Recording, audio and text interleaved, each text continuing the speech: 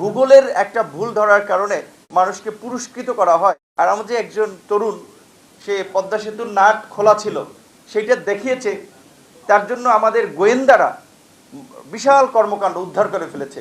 তাকে ধরে এনে আমরা জিজ্ঞাসাবাদ করে 7 দিনের রিমান্ড মঞ্জুর করেছে। পদ্মা সেতুর নাট বল্টু নিয়ে কয়েকদিন ধরে চলছে আলোচনা সমালোচনা। সারা বিশ্বে ভুল ধরলে যেখানে পুরস্কৃত করা হয়, সেখানে পদ্মা সেতুর এক নাট বল্টু ইস্যুতে ব্লাসফেমির মতো অবস্থানে সরকার বলে মন্তব্য করেছেন গণ অধিকার পরিষদের সদস্য সচিব নুরুল হক নূর। নুরুল হক নূর বলেন, একজন তরুণ দেখিয়েছে পদ্মা সেতুর নাট খোলা, এজন্য গোয়েন্দারা তাকে ধরে এনে রিমান্ডে নিয়েছে। পদ্মা সেতু নিয়ে কথা বলাটাও এখন পাপ হয়ে যাচ্ছে। সোশ্যাল মিডিয়া জুড়ে নেটিজেনরাও বলেছেন তাকে পুরস্কৃত করা হোক। নাট বল্টু যে ঢিলা ছিল তা সেতু নির্মাণ শ্রমিকরাই দাবি করেছেন।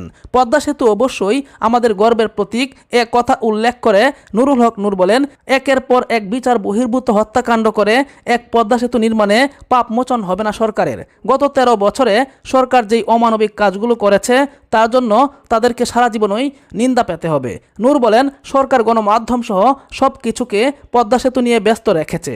পদ্মা সেতু অবশ্যই গর্বের প্রতীক, কিন্তু সরকার এটা নিয়ে এত অতিকথন করেছে যা নিয়ে দেশের মানুষ বিরক্ত হচ্ছে। নুরুল হক নূর আরও বলেন, পদ্মা সেতু উদ্বোধন উপলক্ষে সরকার টাকা খরচ সহ কলেজ বিশ্ববিদ্যালয় সরকারি অফিসকে নির্দেশনা দিয়ে 10 লাখ মানুষ নিয়ে একটা মহোৎসব করতে চেয়েছিল, কিন্তু দুর্ভাগ্য সেখানে 1 লাখ মানুষও হয়নি। তাদের উপস্থিতিতে বোঝা যায় এ সরকারকে জনগণ প্রত্যাখ্যান করেছে। তো দর্শক, আপনি কি মনে করেন পদ্মা সেতুর ভুল ধরিয়ে দেওয়ার জন্য বায়েজিদ তাল্লাকে পুরস্কৃত করা উচিত? কমেন্ট করে জানিয়ে দিন। সবাইকে ধন্যবাদ।